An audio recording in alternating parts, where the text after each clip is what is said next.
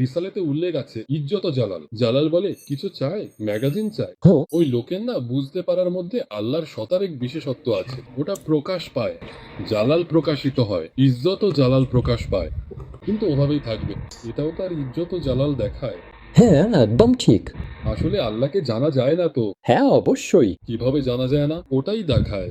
মূল, মূলকে খুঁজে পেলে ক্রম উন্মুক্ত হয়, ক্রম খুঁজে পেলে মূল উন্মুক্ত হয় না। উদাহরণস্বরূপ আমরা উল্টো কিছু করছি, ওটা থেকেই হচ্ছে। যেমন আমরা ক্রমের ওপর দিয়ে খুঁজে বের করার চেষ্টা করি, কিন্তু ওভাবে পাওয়া যায় না। তুমি যদি মূলটা খুঁজে পাও, ক্রমটা খুলে যায়। তুমি যদি ক্রম ধরে এগিয়ে যেতে থাকো, বছরের পর বছর এভাবেই চলছে। যে মূলটা খুঁজে পায় তার জন্য ক্রম উন্মুক্ত হয়। ক্রম খুঁজে পাওয়ার জন্য মূল খোঁজার আসলে কিছু উপায় আছে। উপায় আছে? তুমি যখন মূলটা খুঁজে পাও তখনই সেই ক্রম খুলে যায়। তুমি নিজেই সেটা হতে পারলে তখনই বুঝতে পারবে সে কি কি করেছে। না হলে মানুষ হিসাবে তুমি কখনোই দেখতে পারবে না হক কি করেছে। তোমাকে হক হতে হবে।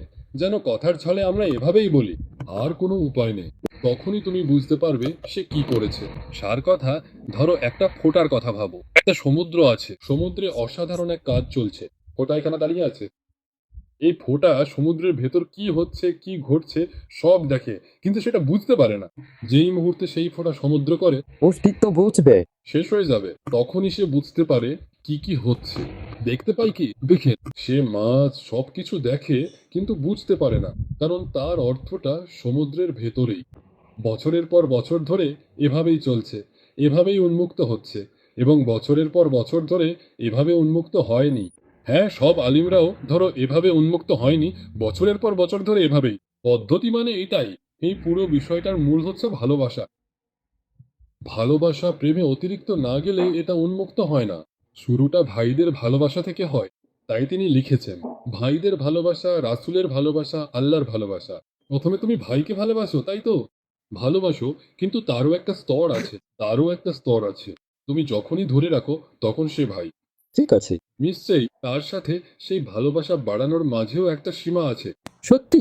অতিরিক্ত চলে যাওয়া, ভালোবাসায় অতিরিক্ত চলে যাওয়া। আহমেদ ভাইও বলেছেন, ভালোবাসায় অতিরিক্তে যাওয়ার পরই প্রেম শুরু হয়।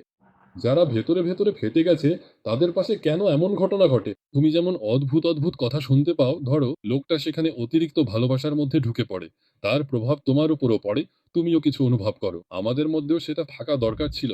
সে প্রেম আর ভালোবাসার সাথে জুড়ে দিয়েছে। প্রেম আছে বুঝলে, একেবারেই অসম্ভব। খুব সহজ, কিন্তু একই সাথে খুব কঠিন একটা জিনিসের সাথে জুড়ে দিয়েছে, মানে কারণ মাঝখানে একটা সীমা আছে।